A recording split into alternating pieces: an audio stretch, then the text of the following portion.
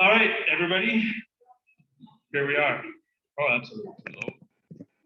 Okay, thanks. That's up my nostrils. I don't need that. Thanks everybody who showed up for coming and everybody on Zoom.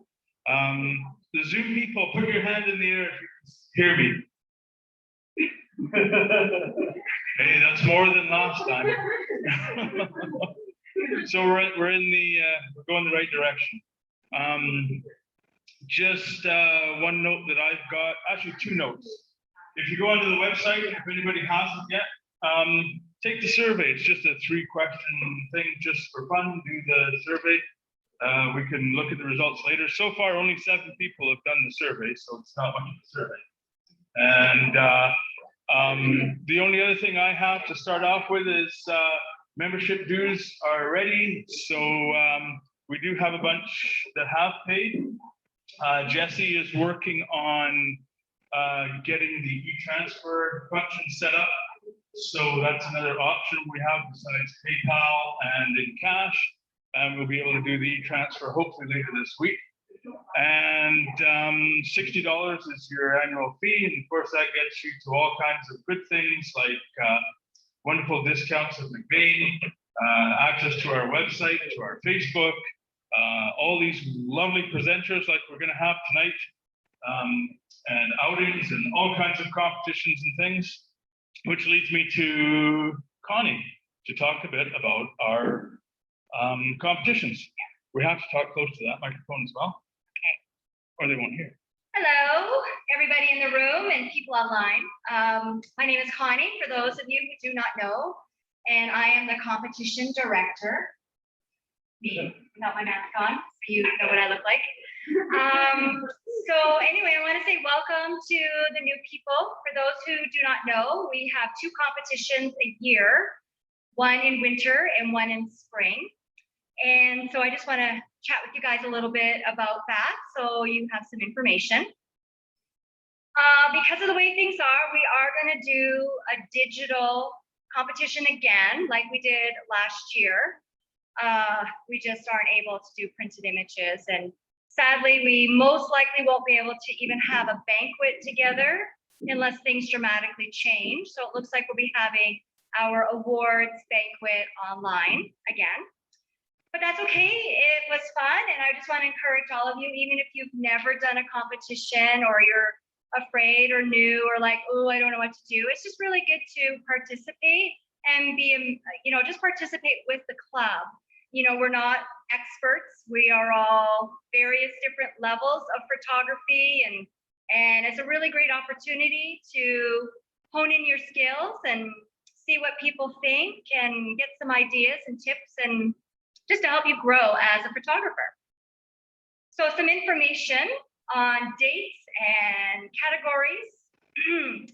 I'll give you dates first. So if we are still able to meet consistently, the deadline for dropping images off at a meeting is going to be November 10th. And then the final deadline for the club is at McBain's on November 19th. Please be there at 4:45 so that people can go home at 5 o'clock. Oh, okay. All right.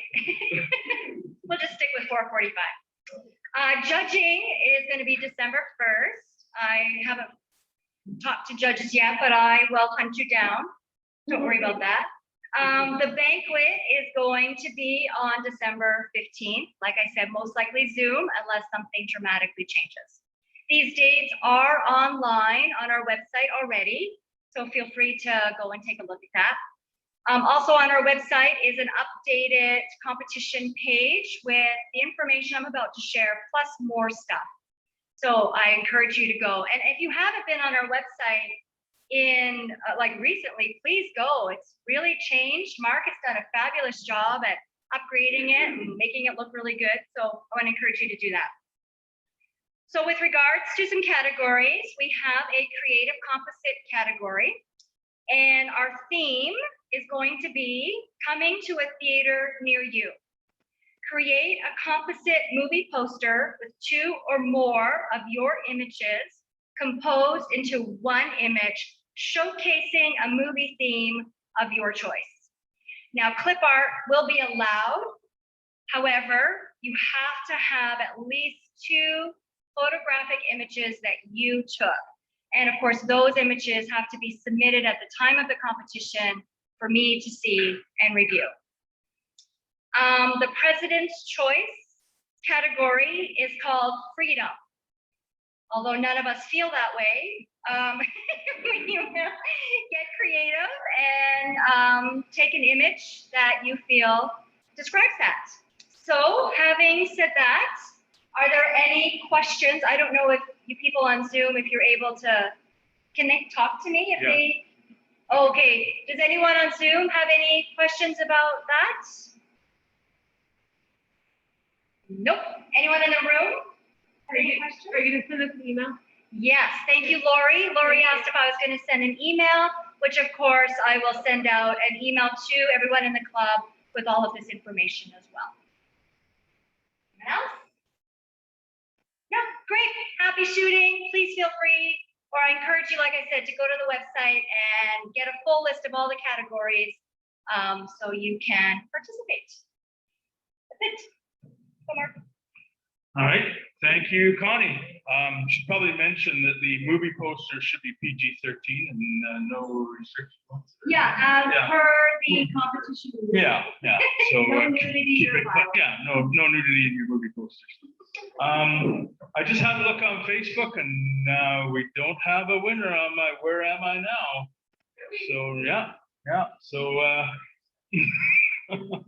so still time to get in on that. That's episode 6. For those of you that haven't been following, I've been posting every weekday a picture of where I go for my walks. And oh, somebody knows the answer. So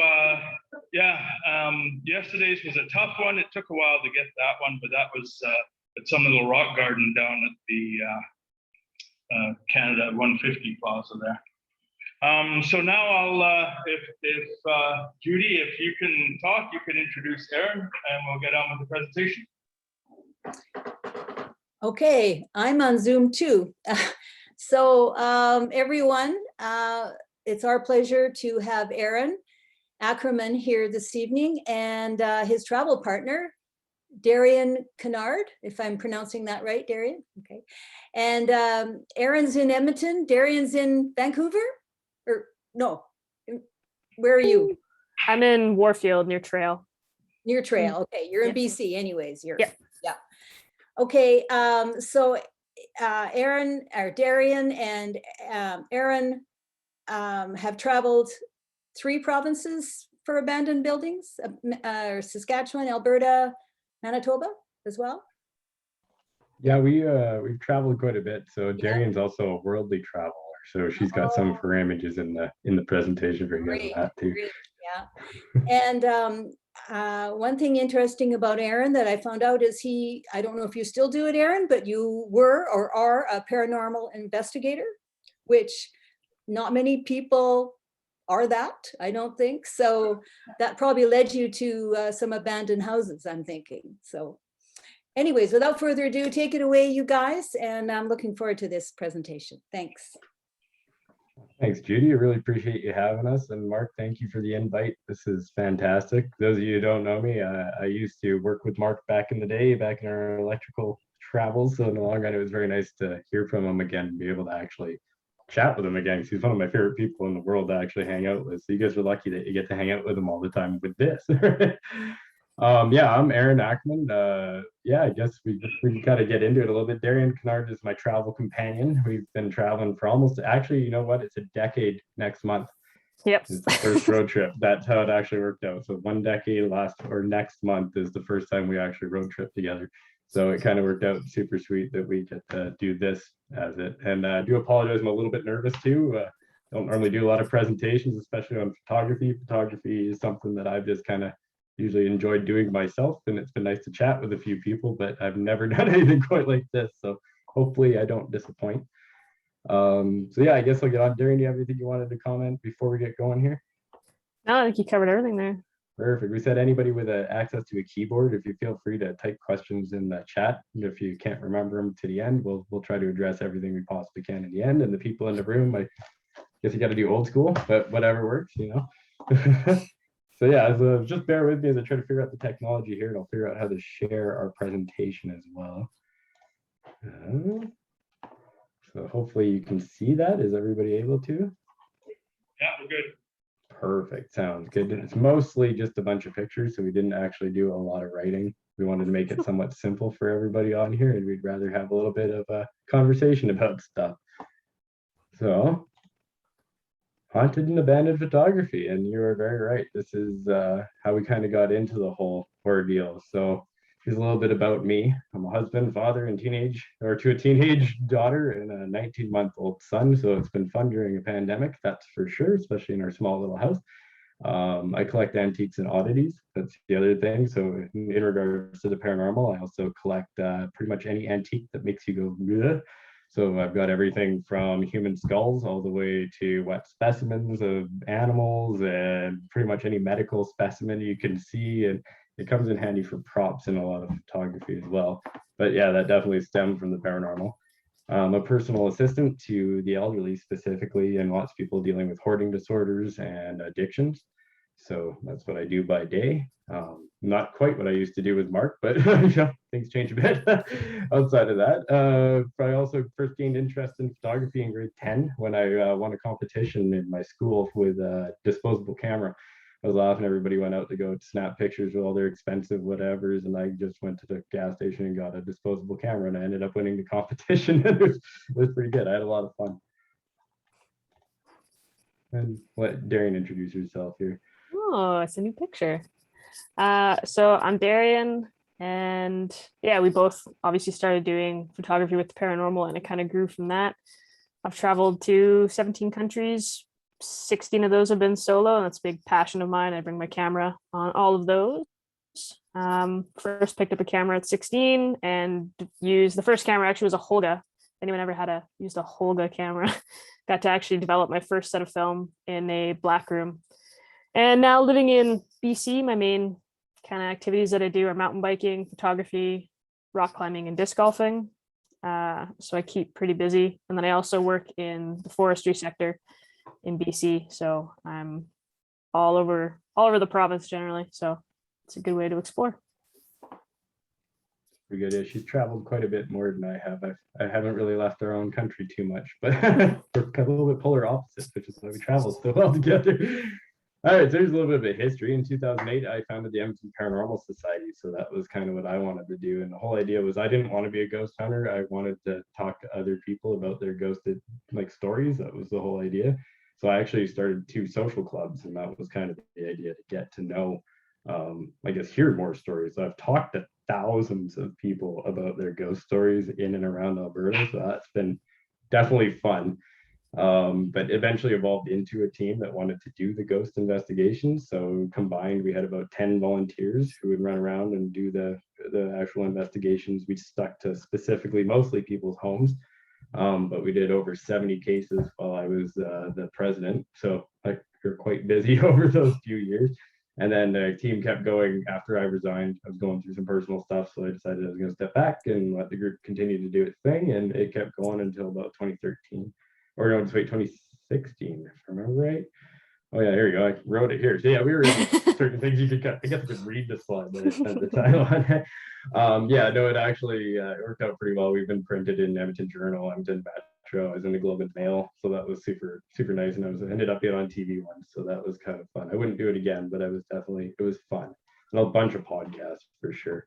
And of course, Darian joined the team in 2011 after we did a paranormal retreat, and she was continued working with the team for several years after and kept going. And then now we're the go-tos for a lot of people in Alberta and BC and stuff. So I get a lot of phone calls from the regular group still going, and just kind of help them out whenever they run into something that's a little bit out of their league, I suppose. Yeah, so I'm always willing to chat about that, but it's not specifically what we're here for. So. And I'm a part of the Canadian Paranormal Foundation based out of the interior in BC. So we both couldn't quite get out of it, I guess.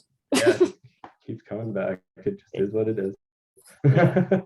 But in that world, we got to do a bunch of different things. So this is just a couple of random images, basically, of some of the experiments we conduct.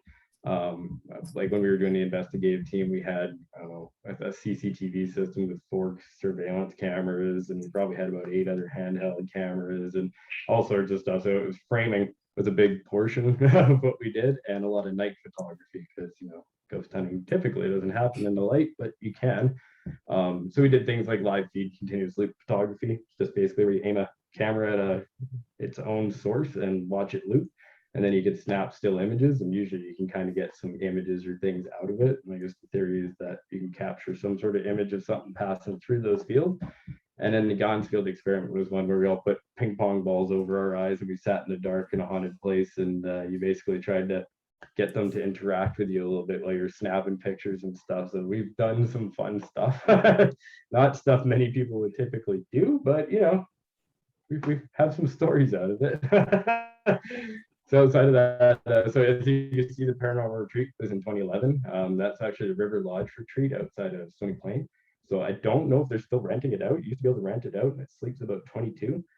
And it is a fantastic area, because even if you're just like, you don't have to be into the ghosts to enjoy the countryside out there. It's 40 acres, and you can walk along the river valley. And so what we did as a group is we rented it, the whole thing, and then we set up all of our volunteers at different stations so people could come out, stay the night, and then try their own ghost hunting experiments at this place where we knew the history of.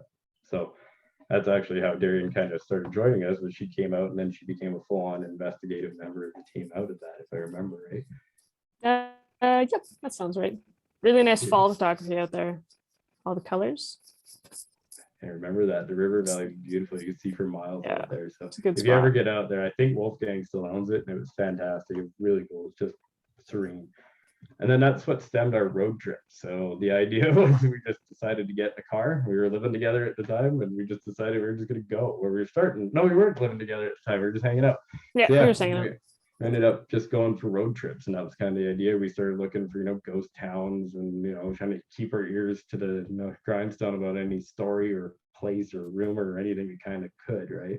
Naturally, we were looking for haunted places, so we gravitated towards cemeteries and I don't know, more of the bigger historic sites, I should say. So things like Mid-Alta potteries and a few of those places, you try to have an end kind of goal and you hit the big place, right? But we stopped at every possible place we could along the way. And that stemmed to us basically going about back and forth across the province. Pretty much edge to edge the entire way, south to north. North, south, east, west, and ran out of spots going east. So then we had to go to Saskatchewan. And we've kind of, we just kept cruising along wherever. We would just pick a direction, leave at like 6 a.m. before sunrise, and start driving, and just with an end destination or not, and just everything we saw on the side of the road, pull off and go. Yeah, it worked out pretty well. So literally we've been to, I want to say hundreds and hundreds of abandoned places. Like I think hundreds and hundreds would probably actually be accurate. And I think every year for cemeteries. I think every year we said, we should really be like logging where we've been, like all these houses, and have a map and actually keep pins on where we've been. And then every year we're like, it's too late though. We've been doing this for so long. And now it's like we could have started 5 years ago and actually had a little collection going. But we've been countless. So anybody who decides to take this up as a hobby, fair warning in the future, buy a map book. Start mapping where you've been. Because a lot of these, I can tell you roughly where they are, and we could probably find them from our memory. But outside of that, when we had to, keep track or tell somebody else about it, it's partially the reason why we did it. So we're gonna get into it a little bit here. So I guess location, right? So how do we find the places that we find? I don't know. Darian, did you want to read this one? You can do some chatting. On the spot. No, that's okay. So we'll generally drive off on like a main road, but take off on a range road or a side road as soon as we can, just to avoid the modern day main lines. It's not always true. You can find some gems on the side of the highway, but for the most part, everything has to kind of got to tuck off. An example, this photo is from the old Edson Cemetery off the old Grand Prairie Trail. So it is in Edson. The information center will tell you exactly where it is. It is a little bit weird to find, but it's just this weird old cemetery that has no markings, no anything for it, but it is literally just off the highway. So you can luck out like that. There's another house later on that we did the same thing, but for the most part, we would try and tuck off on range roads and just kind of weave our way in a certain direction, following old railway lines, old main roads, and rivers, because the rivers will frequently have a lot of those old settlements that are kind of dilapidated and off to the side. But if you follow along a range road that follows along a river, you'll generally have pretty good luck. Same for old railway lines, obviously. If you've been to, especially down south, out by Dorothy and all that kind of area, there's tons out there. So talking to locals, that's a big one. We've stopped in coffee shops before and just popped in and seen what people were talking about and tried to be friendly. Or if you're driving down range roads and you see a farmer out on a tractor, just to pop in and say hi. A lot of these people obviously are not used to people cooking around that they don't know. So it's good to go the extra effort and actually say hello, especially with rural crime and stuff, just to actually say hi and let them know that you're not doing anything sketchy. And for the most part, they're willing to tell you about areas or let you know that you're good to go wherever. So important to make that connection, I think. Researching ghost towns is a big one. When we first kind of started, we just kind of chuck it onto Google and just see what came up. That's how Rowley came up, even though Rowley's kind of habitated. But Rowley and a lot of these other ones where you just find these little remnants, or Catamount, for example, there's a lot like that you can find quite easily. And then thinking outside the box. I think it's the trip where we went south and we kind of weren't having much luck. We were driving, we're like, why can't we find anything? So I downloaded the geocache app and just checked, and there was a random geocache in the middle of nowhere. So we checked it out, and it was this awesome old church, which we have a picture of, but and blogs as well. There's a lot of local Alberta photographers that are sharing a lot of blogs and stuff, or YouTube, that have really good resources. And again, sometimes I might not tell you where they are, but at least gives you inspiration. Maybe you can go find it. But yeah, so that's the geocache we found. We just found this old wooden church out in the middle of nowhere with a geocache at it. So one country block over from it, right? When we started getting frustrated, that was about the extent of this. Yeah, we're like, we can't find anything. We've never had like a dry spell, man. We can't find any houses. Like, what's going on? And then yeah, it's quite amazing actually. And then Darian, I don't know if you can see the screen or whatever, but I also, or on my screen, but I also have the book that we picked up from Edson. That was from the trail. Oh, so we actually perfect. went to the museum and spoke with the curator at the museum, and she gave us this little book, and it maps out the Edson Trail, and it's got postcards and pictures of the people on it, and that's how we started kind of going backwards, right? And then other books that I found in garage sales or were gifted to me, they're just books about the historical and archaeological sites of Alberta. I think this is printed in 1964, right? But so it's not a very PC, but it definitely is like that's how I found a lot of my more historical sites than anything else, or something interesting to at least find. Yeah, definitely. Right. Oh yes, I guess we can get into some of the locations, hey? I think that's what people wanted to see anyway. It's about time. You're right, everybody's tuning in. Okay. All right, so this house has a special place in my heart. This was one of the better ones we actually found. That to say we were laughing, it was right off the highway. Right off so the easy highway. to find. Like I must have driven by this thing 14, 15 times in the last year, just going on road trips, probably actually with Mark. I would doubt it. So oddly enough, just never saw it until I was with Darian one day, and we just kind of stumbled across it, and it was this beautiful 2-story, just country style kind of plantation house. We don't have so we ended up going back several times after that, but we ended up using it for a photo shoot with one of Darian's friends who was a model. So we ended up bringing her out to it, and she got to take it away with one of my oddities, obviously. And this is kind of like the idea. So I wanted to show that a lot of these places aren't always the focus. Oddly enough, they can be a proper location, right? And that's kind of what I was finding is more the inspiration behind it, right? I mean, Anna took it and went with it on her own, right? We were just lucky enough to be there and snap it, but yeah, she knows what she's doing, huh? yeah, she's been in a few photo shoots, so it was very nice to actually use a model that was the goal. Actually, I think you and I had sat through a presentation at the Butterdome on how to use models. Yeah, and I that think was so. what I wanted to try. And luckily we knew a model who knew how to do whatever. So she could teach us how to pose a model without touching her and without any of that, because that was probably the most difficult thing for anybody, right? Yeah. Can't grab their arm and pose them, right? Like you gotta, Yeah. she had a pretty famous photo probably about 5 years ago in Edmonton with a photographer there called The Blood Dress. If anyone has seen that one, it's definitely an oddities photo or a little bit dark, but it's a really good photo. So if you recognize her, maybe that's why. Yeah, it won't take long for you to Google that later. No. But yeah, like so you can see what the inside of the home looked like, right? Like it was damn near immaculate. That was about the way we could really describe it. It was beautiful. I Yeah. mean, it was a little, of course, there was some, dirt and stuff on the ground, but it wasn't dirty per se. Yeah. But in the long run, the place no longer stands. So Yeah. after we did a photo shoot and Aaron got all this stuff and had some fun, it turns out it was also a popular stop for some snowmobilers and stuff, I believe, and ended up starting a fire or something inside there and burnt the place down. So Yeah, they started a fire. It was a customer of mine who told me about it. He grew up there and used to mow the grass for the woman who lived there a long time ago. And he said, yeah, that burnt down. Some people started a fire in the basement and they had to tear it down. So don't go Yeah, looking for this one. I drive by every now and then. It's just an empty lot. It's too bad. Yeah. But it definitely was. It always had a place in our heart. I must have gone there 5 times. I loved it. It was close. It was easy to use, right? It was beautiful. The floors were safe.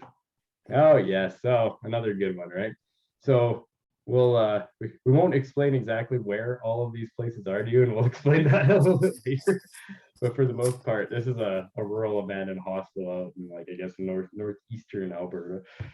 And it's quite amazing, actually. We ended up spending, like, we went on a road trip. We brought my daughter. So this was her first road trip. And we took her to this place, and Darian ended up securing the location. And it was probably one of the coolest abandoned places I think I've been inside. Yeah. So as you can see, it was, I think, 1918 or 1919 hospital. Around there, and they kept adding to it, so it ended up being this wing, and as you're seeing, there's an ambulance bay there, and like it was pretty intact. It was as close to a hospital as you can get. So there's some images from the inside, so you can see there's lots of potential, that's for sure. I mean, I guess the big thing in here was just like, it was in the middle of the town. It was beautiful. Yeah, it was a pretty unique location. It was impressive to find it all there for sure.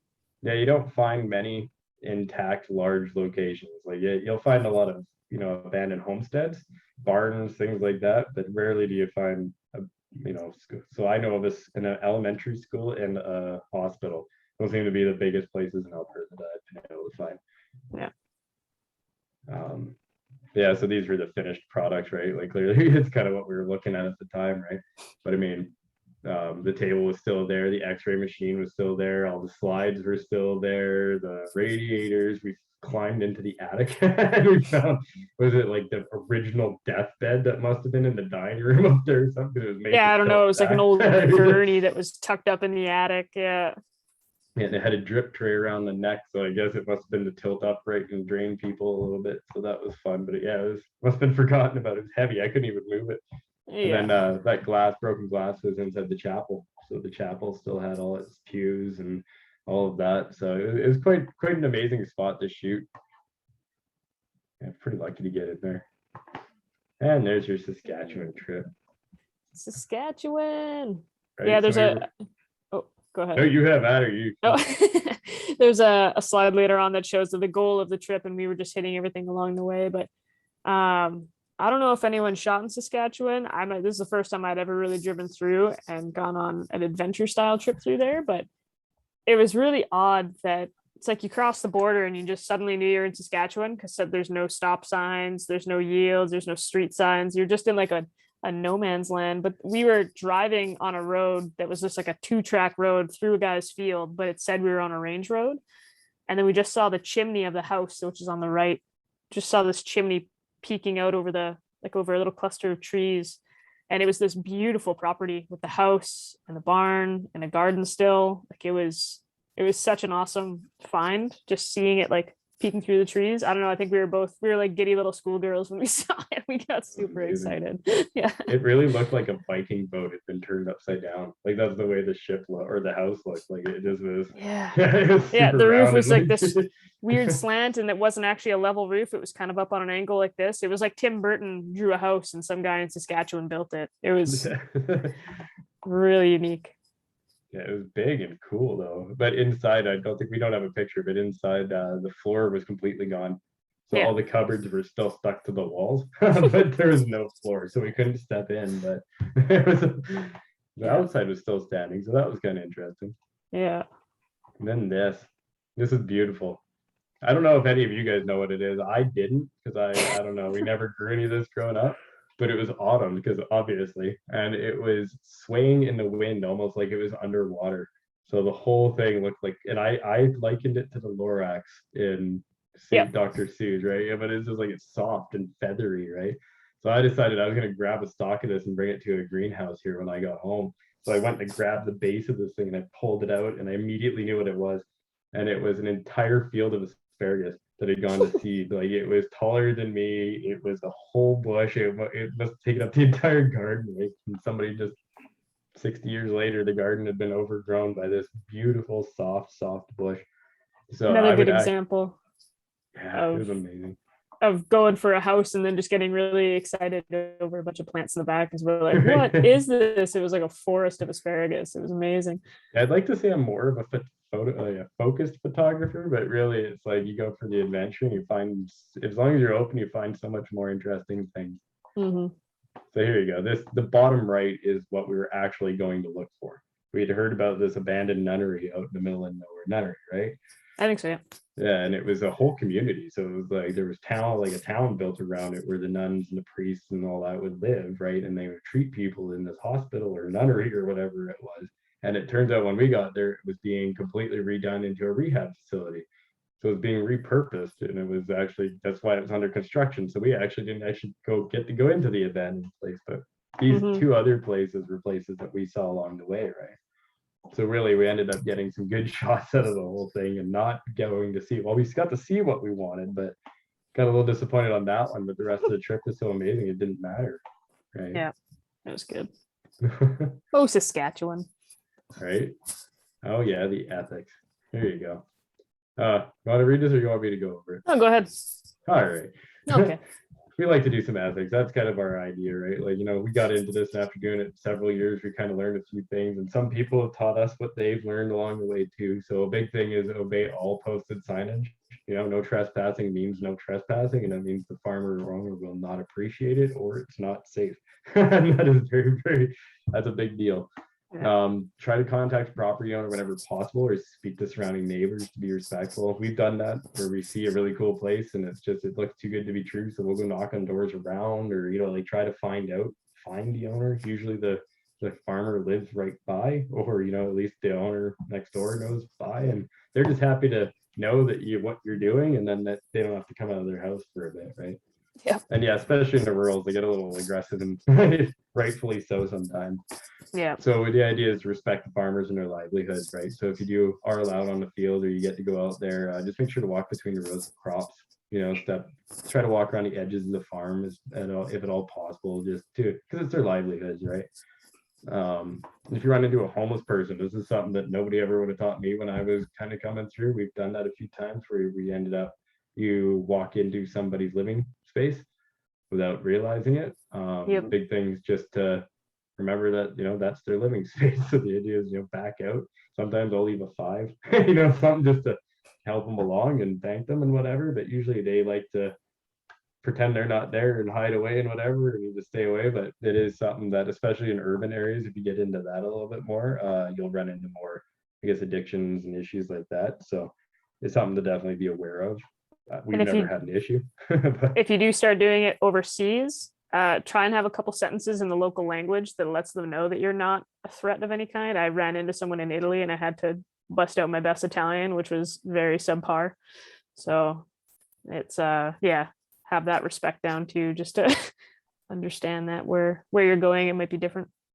right, first words I learned when I landed in Mexico was "Lo siento." Sorry, I'm Canadian.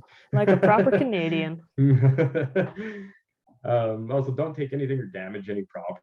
The idea is to preserve the history of the site. That's kind of the idea, right? So, don't go running around kicking anything. Lots of kids are already doing that anyway, so we don't need to be contributing to it. We try not to share the locations publicly. That's what I was mentioning before. So we will say a rural hospital, like we know where it is. And of course, there are a few people in our lives that we would trust with that information. But the idea is I don't want to get anybody into trouble or send an inexperienced person the wrong direction or any of that, right? Plus, half the fun is finding it. Mhm. Oddly enough, you'll remember it more when it hurts a little bit more to find it. That's usually oh geez, these clicking buttons. Okay, so Yeah, also assume full excited. responsibility. I know I do. I startle easily. Or assume full responsibility for any injury or repercussions might occur on the property. Like simple things, you stub your toe, you don't sue the person you're taking pictures of the property. That's kind of the idea, right? Like it's just a mutually assured thing. Just be respectful in general, right? I'm sure all of you guys know all this anyway, but we just want to make sure we're not getting anybody in trouble. All right, Darian, this one's yours. Viking Ribstones prayer flags. So it's obviously a really important First Nation site. We were just there to check out the ribstones, and then we noticed in the trees that the prayer flags were there. So I think that's something that's important to remember going around, is that we're not the first persons who've been here. So you might be on land that has a cultural connection, and it's just important to respect that when you're there. So whether you say a little prayer when you walk through or just to not disturb the site, and yeah, don't impact it in any way. But something I always keep in the back of my mind when we're doing these kinds of things is imagining the lives of the people who are here before us, and whether it's in a site like this or an abandoned house, just something I always keep in the back of the head is that it was people that lived here before. So respect that space and make sure you leave it as it was. So this was a really cool find. That was amazing. I didn't know what the ribstones were. For those of you who don't know, the Viking ribstones are a comet that hit and landed and became very, very sacred to the local indigenous tribes. So they've taken care of it over the years, and it's surrounded by a little bit of a fence and a little bit of these kind of trees, right? And that's exactly it. It's as far as the eye can see, there's these prayer ribbons. It's just beautiful. It's amazing to be out there. It's so cool to see. I never even knew they existed.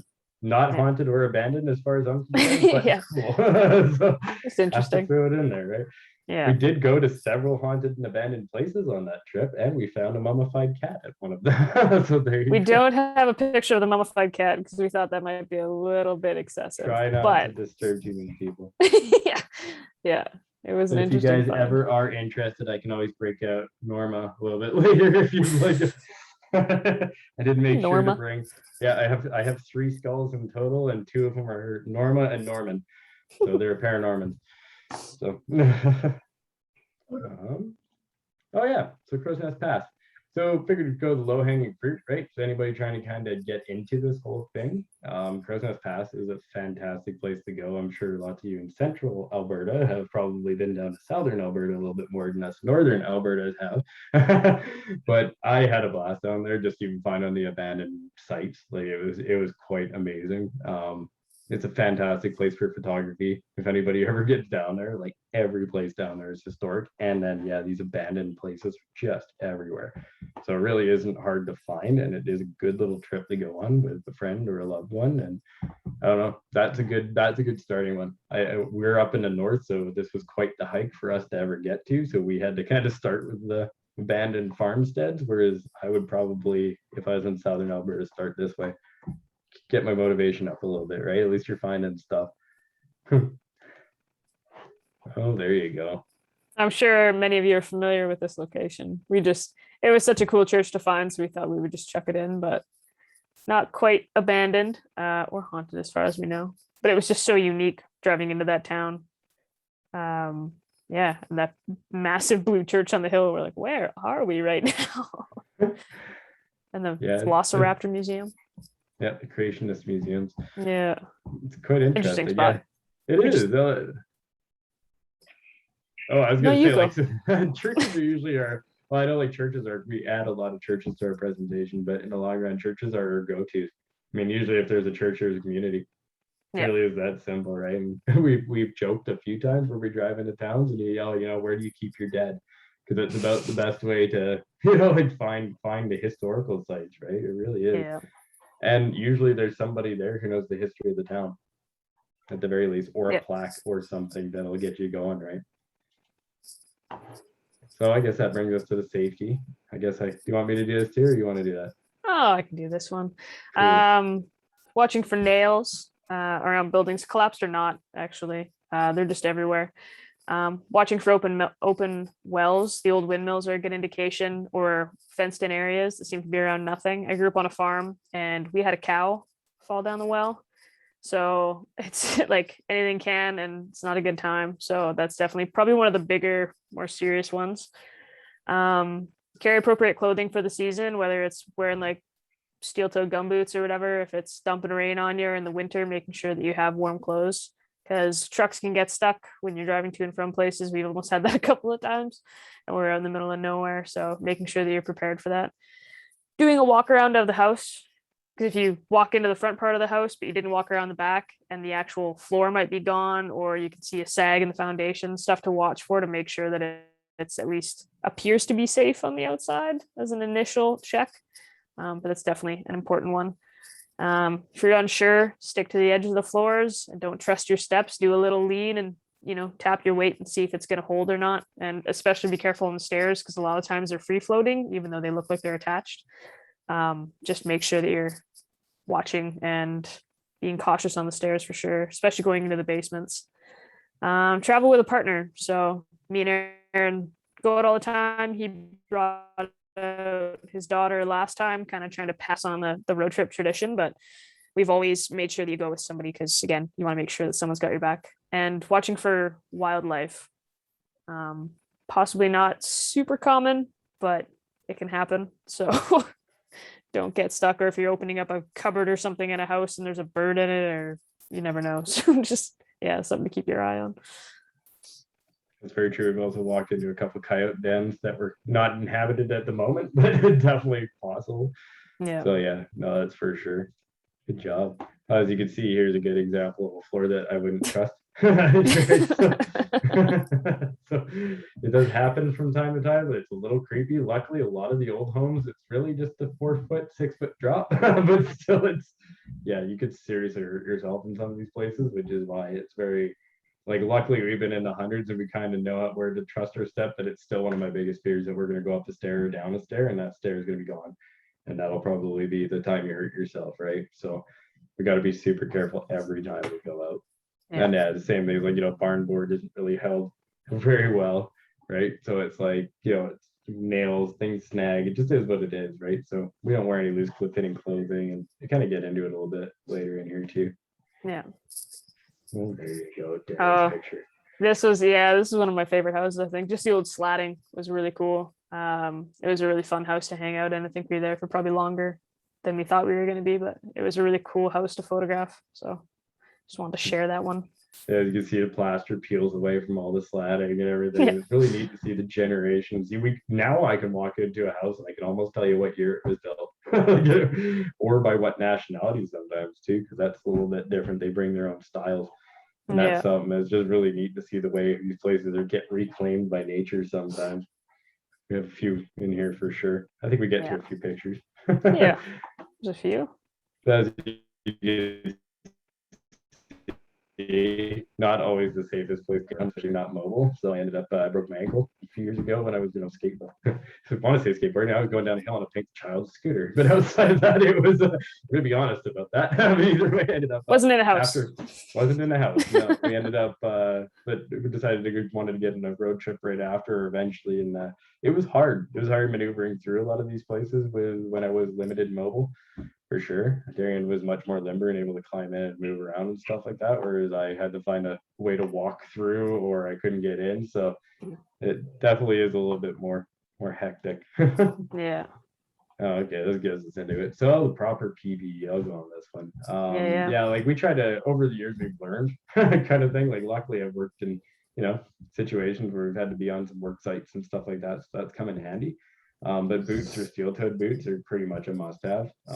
Every old farmstead will have old metal. It just is what it is, right? And the one time you don't have your steel-toed boot needed is the one time you're going to regret it. So in the long run, it's just best to carry them or have them. Gloves always come in handy too, just because you're touching dirty stuff more than anything else than you realize. As you can see in these images, this is the couple that we just found, and that picture on the right is bird crap. I don't know a better way to say it. It's foot of bird crap completely piled up. There must be their favorite rafter, and most of the second floors look like this. So you'll be stepping or standing in 1 inch to 2 inches of dander and dust, right? So which is why long sleeves, flashlights so you don't trip, no tripping hazards, first aid kits nearby, and masks if at all possible, because this dust is old and lots of mildew and stuff like that. So anybody with breathing conditions, not the greatest place to be, but totally doable if you have all these things. So, Yeah. Yeah, and breathing in the bird crap and the mouse poop. That's the Yeah. big one for the masks. So yeah, it definitely comes in handy, especially now that everybody kind of has them. So in the long run. yeah, Hey, there you go. gingerbread house.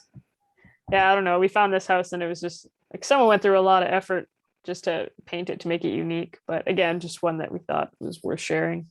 I can't remember if we were able to gain access to the house, but some of the windows are actually, as you can see, fully intact, which is pretty rare to find. So that was pretty exciting. But yeah, Yeah. it was just a really unique find. It's neat Lot to of see, as we flair. were saying, somebody sat there with a cloth Sponge or or something, yeah. and just the entire wall, right? Like, and that's just the way pioneers did it. You got I'm gonna stand out. nothing but respect for these people. They did Yeah. amazing things. Made a pretty kick-ass house. Yeah, and as you can see, here's some examples of a few that we kind of just found, right? Like, and you all are all photographers. You can see the potential in all these. I can see some of you smiling, right? Like the idea is, they're fun, especially at sunset or twilight. Like that's kind of the thing. We've usually gone on road trips for entire days, so we're not always in opportune lighting or any of that, which is why not all of our pictures are the artsy type, but in the long run, these kind of things, like every one of these, we could have been here or we can go to at night or at twilight and take some really phenomenal pictures. I think this would just be the golden hours, right? Hmm. But yeah, as you can see, like some of these, it's just a different style, right? Throughout the centuries or the century, right? Each one's different, all the way to the barns. You always find fun stuff in barns. As we were talking about the railway tracks, right? And the one on the left there, it looks like it's off the ground, and it's because it is, but it's about 4 feet off the ground. It goes across the river over in Catamount. So that's my image, and the one on the right is Darian's. Yeah, that's actually at an abandoned island in Australia. There's a couple more images later on, but a lot of the resorts on the islands off the Whitsundays in Australia, when the typhoons come through, they just get abandoned. So there's tons of stuff left behind, and this was like an old little railway track they had going around the island with a little tiny train just to like travel people around from the soccer pitch to the resort. And so yeah, it's all been starting to get washed out by the tide. Amazing. Yeah. Just speed it up because we got a few slides in here. So I think Yeah. But as you can see, the churches again, right? We do find a lot of churches and a lot of cemeteries, as you can see. So like we could fill a presentation with cemeteries and churches easy. Probably one of each if you really wanted, because they really do just stand out. And cemeteries especially, great places for us to be. Yeah. Our happy place. Yeah. Like I said, we'll be donating or giving this presentation to your society as well. So I'm sure it'll be available for you guys if you want to browse a little slower at some of these. I know we got to speed up. I think we're about halfway through. Yeah, this one I just like leading lines, and I like again something that shows like the past of it. So it kind of shows the curtains are still left from how long ago, and they always really draw my eye in. So there's some curtains for you. Curtains and wallpaper. Yeah, Oh, that's it. there you go. Oh, this is the Crumlin Road Jail. If anyone's been in Belfast, I think they just reopened it in 2016 or 2009, one of those two dates. For some reason, I can't recall the right one, but amazing old jail. When I was there in 2011, I tried to get access to it, but it was shut down for restorations. So it was 2016. There was no way you were getting into this thing. So it was cool to see it, but it was in a tour. So if you do go there and you like to see that kind of stuff, the option is there. For anyone who is interested in the Irish history and stuff, this is where Bobby Sands was actually kept. It was a very iconic prison. It was considered the Europe's Alcatraz. So seeing the gallows and walking through all the inmates it was like a full 4.5, 5 hour tour, I think, and we still didn't get to see all of it. Like it was just a really, really cool location. Amazing. Yeah, your travels are always so good. I love hearing about them. Yeah. This is the international section. This is the Duran Sanatorium in Costa Rica. So I'd heard about this. It's not far outside of San Jose, just outside of Cartago. It's about an hour outside San Jose, but I was staying with a family and I said, this is where I wanted to go. Most people probably want to go to a museum or a volcano, and I wanted to go see where the asylum was. So that tells you what kind of a traveler I am. I tend to lean towards the dark tourism side of things. Yeah, so the entire structure was just absolutely incredible. On the right, that photo is leading into the children's ward, so they still have all their handprints and stuff on it. It was it started off as a tuberculosis hospital, and then it was an asylum, and then later it turned into an orphanage, and then it was also a prison. So it went through a lot of stages in its life, and you can kind of feel it as you're walking around in there. Honestly, there's like this children's section of the orphanage, and then in other sections it was where the prison section was. Yeah, so it's kind of that one. Go to the next slide. Yeah, that picture on the right was in the orphanage as well. This whole building, like I think I was in there for 4 hours. Just again, the lines and the floors were still immaculate. It was just such a beautiful building to walk around in. That bottom picture is actually in the doctor's house. So the house was just up the hill from the sanatorium, and that's actually the room that he did the lobotomies in. So when it was an asylum, he would take patients aside and do experiments on them, as people for some reason did. It's no different down in Costa Rica than it was, I guess, in other areas. But so just a lot of haunted, creepy, abandoned history in that area as well. I think I was the only person there for over half the time. And then another kind of group of people came in, but it was pretty cool to check out by myself for a while. Next. If anyone's been to Italy, this is in Naples. So the Fontanelle Cemetery. And it used to be a below ground cemetery in these caves that were sealed off, and a flood happened and all the bodies washed out into the streets, and people were trying to talk about what to do with them. And they ended up basically making an art installment inside of this mine. So there's different areas that have different pieces. They have crosses and shrines built out of bones and all sorts of things. They actually made these little houses for the skulls. So people will actually come and bring bus tickets and euros and stuff and make offerings and prayers. So the whole area, you'd be in there and you're just kind of amazed at the whole thing. And there'd be someone making a prayer next to like a little skull in a house that they built for them as an offering. So a really interesting cultural piece as well to that one. But very unique if you do get to Naples. And this one is on the island of Procida, just outside of Naples. Most people go there for the quaint little colorful fishing houses. And me and my friend, our goal was to see if we could legally gain access. And there was a back gate. So this is the front image, but there's a back gate that was actually open to the courtyard. So there was no trespassing signs, no anything. And it was walking right through someone's yard, basically. And yeah, so it was a palace for a family that lived on the island. They kind of got the island going, and then it turned into a prison, which shut down in 1988. Next.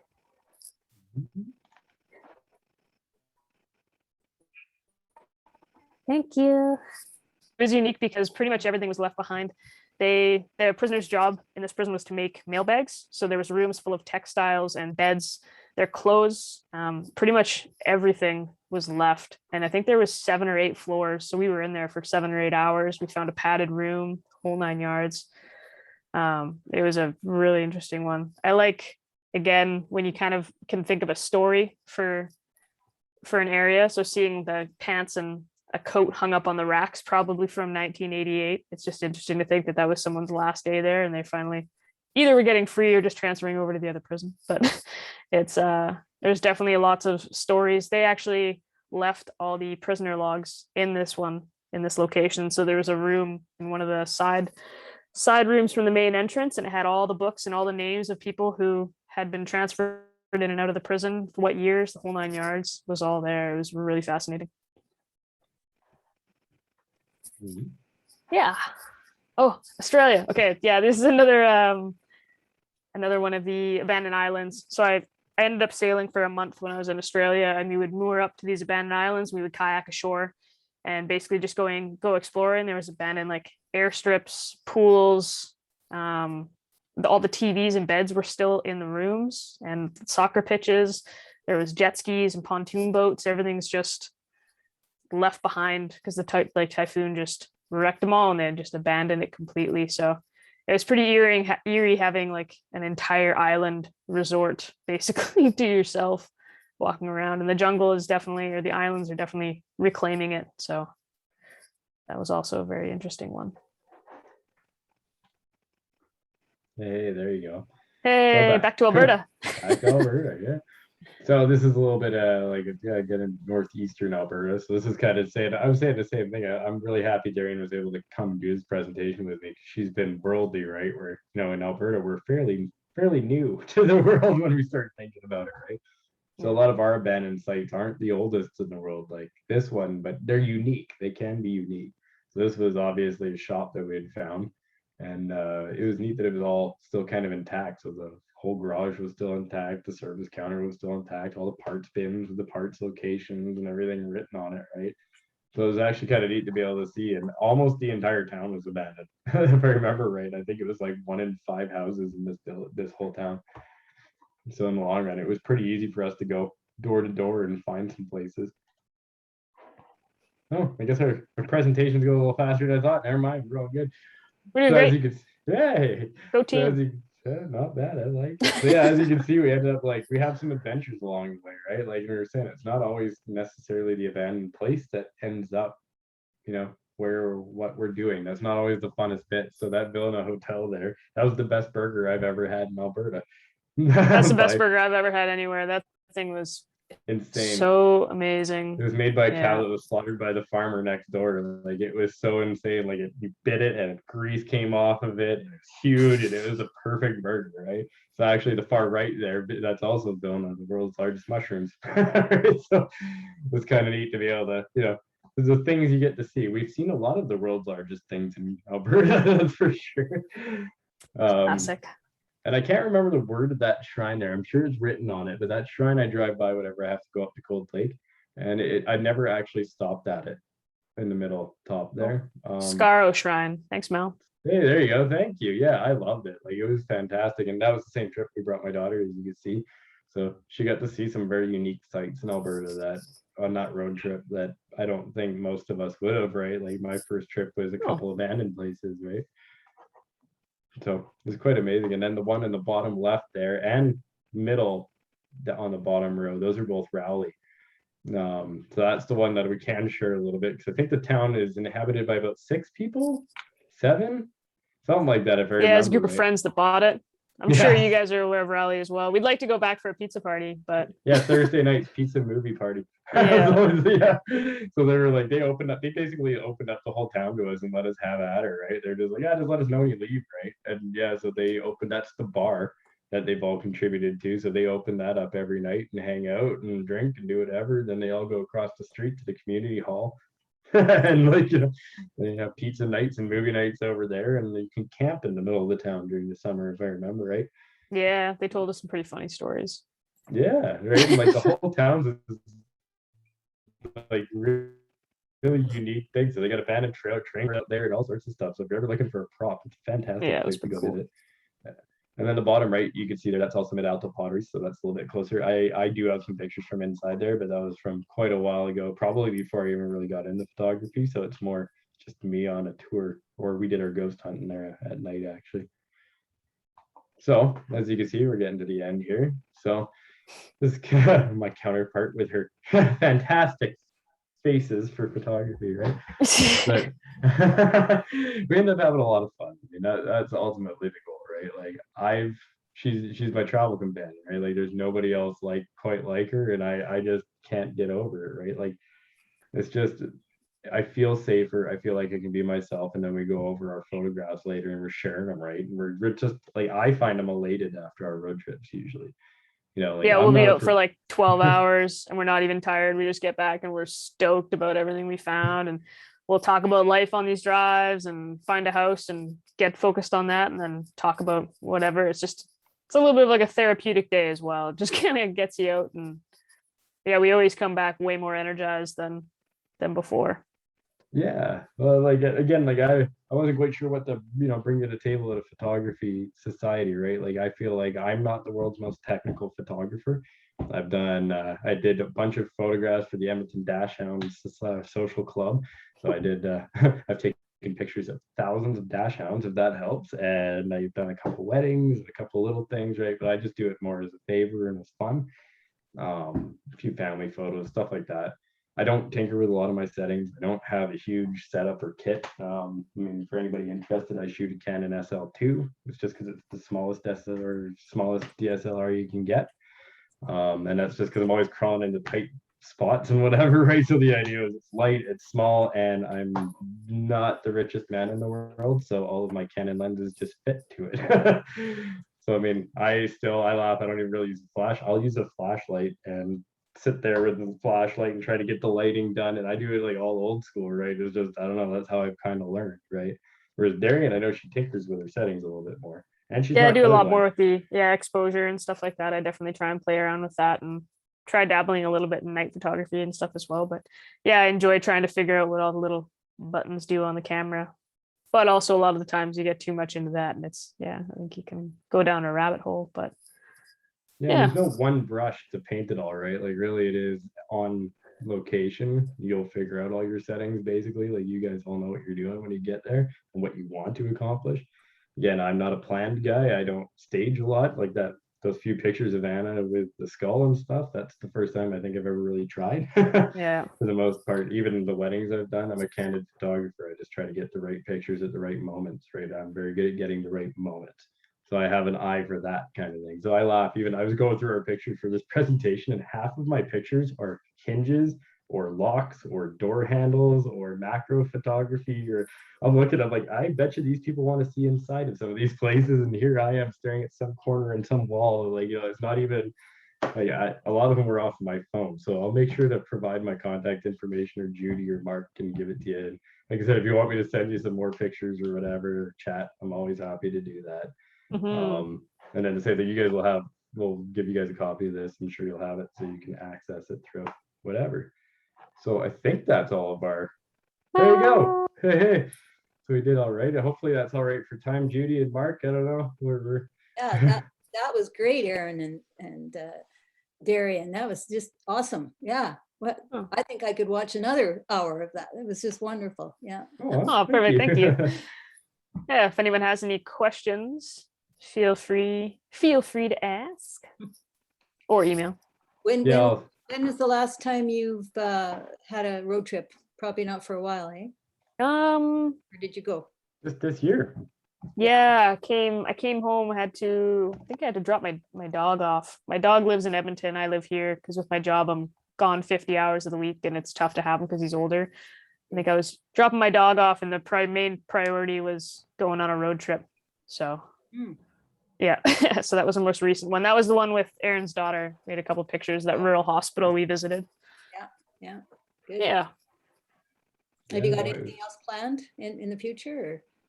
Yeah, we'll probably hit up a few. Like we still have our sites in our brains. There's a few places I know I want to make it to, and I wasn't in any kind of shape to make the hike. Because I don't know, many people, like even when I was working, I was about 50 pounds heavier than I am right now. So I have actually worked pretty hard on getting into shape so I can actually get out to more of these sites and stuff, because some of them are quite the hike, and especially in the winter. As I find when you're waist high snow, you burn off a few calories along the way. That's for sure. So in your experience with paranormal activity, when you go to some of these abandoned places, do you sense anything there? I mean, is that come into play? Yeah, we didn't talk a lot about the abandoned stuff. I'm always, or the haunted stuff. I'm a little hit and miss with it because you never know what people's thoughts or beliefs are. I don't want to overstep, but yeah, it's some of them you do, like especially when you're looking at the personal belongings of somebody. Yeah. So there was a couple. So we found one home where it was completely as if the people had just left. The person who lived there had just like either died and the family had boarded up the windows, or stuff like that. And that was probably one of the heaviest hitting ones I think I've ever actually been in. Yeah, the boots were sitting at the front door and the jacket was hanging on the hook. Like it was like he was just about to come back from the field, but he wasn't. Like it was a really eerie house. His bed. Yeah. but all of his clothes were hanging in the rafters in the ceiling in the roof. Or so when you got to the second floor, all his clothes were hanging, and it was just kind of like, but I could see why he lived there. So you looked out Yeah. the front door, and it was like this beautiful field. And so yeah, there's a few of those you kind of get. Like I carry around some like ghost hunting stuff, so I still have my EMF meter and an audio recorder here or there. So the Frog Lake site's one of them that I actually have done. Like, so when I found that site, I brought out my little K2 meter and I sat out there and I started asking questions, doing my thing and whatever. Because yeah, it's still there. I don't do it every day, but yeah, it's definitely, you do find some, and it really does kind of. I've walked into a few places before that you just kind of get that feeling, right? You're just like, I'm not supposed to be here, and yeah, so you do get it once in a while. Yeah, and speaking from a travel perspective, I mean, I've been into concentration camp in Germany, and then when you're standing in the room where lobotomies were done and stuff, you definitely feel a heavy presence. I mean, that prison, the Crumlin Road jail, there was 16 executions there, and you're standing in the gallows where they happen, so you can't help but feel that, and yeah, have that again, that kind of respect and just that acknowledgement that it happened. And yeah, I think if you don't feel something, I don't know, it's tough not to. Yeah. Interesting. Very interesting. Yeah. Yeah, like I said, I still travel. Like, anybody ever interested, like, with my oddities and stuff, they become props. So it's kind of the way it works. So I laugh if you watch movies at all. There's a few of us that collect the skulls and stuff in Canada, and most of the skulls and skeletons you see in movies are real, because it's cheaper for you to rent one of these than it actually is for you to rent a plastic one. So it's funny. So I've got 3, but I mean, I've got taxidermized penguins and iguanas and turtles and all sorts of stuff that people just ask to borrow. So BioWare borrows it once in a while. Photographers borrow it once in a while, and it's just like, why not, right? Like, where else are you gonna get to handle it, right? Yeah. Yeah. Any questions from the main room there? The in-person? About 3 Alive. slides back, there was a chair of some sort in the picture on the right. It was, Here, I'll try to see if I can figure out how I to share it. think that was the Procida, hey? In Italy? could be, the chair appeared to have a bracing system to go over your shoulders and your Yeah. head. There we are. Yes. What can you tell us about that?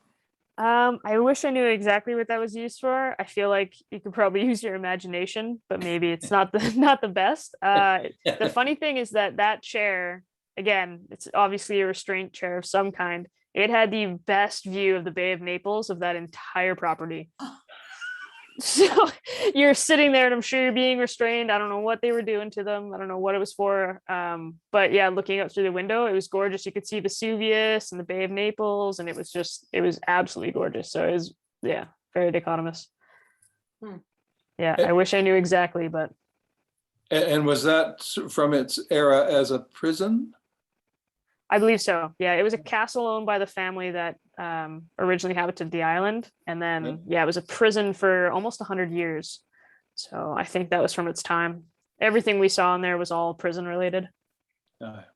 Yeah, you can actually, I believe they now do proper tours there. So if Italy is on the destination list and it's somewhere you wanted to go, they actually do tours in that building now. Awesome. Yeah. Perfect. Yeah.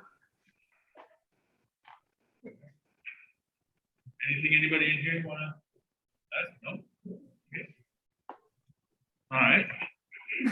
All right. So thanks guys for that great presentation. And there's no questions from here in the main room. And I want to thank you guys. I want to thank everybody again in here and everybody on Zoom as well.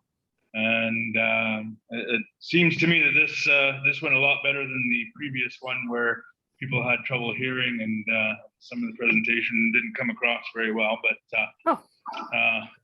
this was great. And Erin asked me to record it for him, so we've done that. And got nothing else. So I guess that'll be it for the evening. Thanks again to everybody, and keep playing my Facebook game, and maybe I'll need some help eventually too, because there's only so many places I know about. and walk. So yeah, thanks everybody. Guess we'll close it. Thanks, Thank Aaron. you, and everyone. Terry Really again. appreciate It was wonderful. Thank you. Yeah, thanks for letting us share. It's been 10 years of shooting, so it's exciting that we can share it on a platform that people are excited about. I can't believe this is your first presentation. You did so well. That's great. Yeah, woohoo, go team. Thank you, right? Not bad for a decade, right? That was really great. Thanks so much. Awesome, thank you. So, All right, have a good night, everyone. bye-bye.